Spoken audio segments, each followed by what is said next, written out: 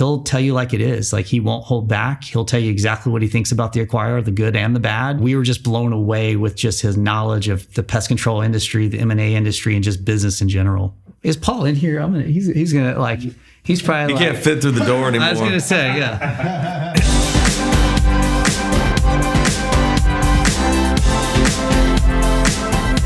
My brother and I got involved in this business because our dad was in the industry. We were doing about $200,000 in revenue at the time. Fast forward, 12, 13 years later, when we met Paul, we were doing a little over $7.5 million. Our goal was to exit the business because we wanted to be able to pursue other business interests to take some of the risk off the table. And that's where Paul came in. He was able to, take that asset that we had, built up over those 10, 12 years, growing really, really fast to monetize that for us.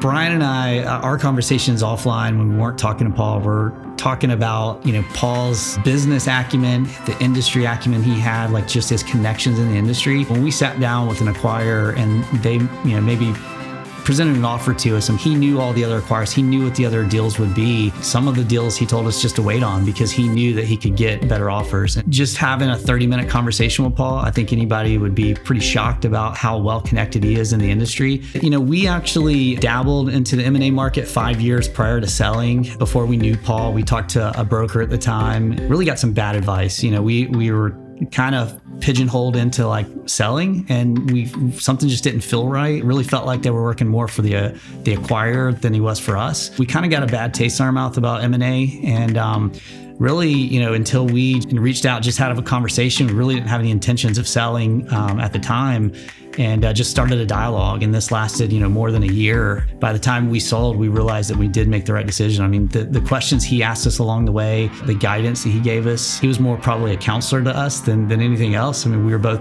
still young and naive, and he was really able to kind of hold our hand through the process.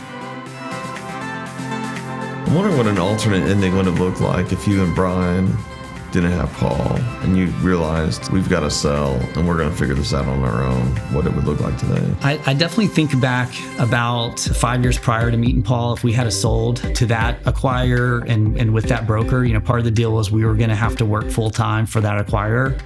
We weren't going to be able to run our home inspection business, so all that would have been dissolved. We grew the business in those 5 years 500%. Then the M&A market also went up. For us, looking back, that was some of the best decisions we ever made, was saying no back then. We just got that kind of feeling in our gut that we weren't working with the right broker or the acquirer. I don't think we would have ever net the kind of money that we netted because we had that sour taste in our mouth from that experience 5 years prior. We kind of actually had that conversation like, hey, we can just do this ourselves. We know who the big acquirers are. Thank God we didn't. Luckily for us, we held out for a few years. Luckily for us, we met Paul, and luckily for us, the M&A market was great. Found a great acquirer, and everything worked out great for us.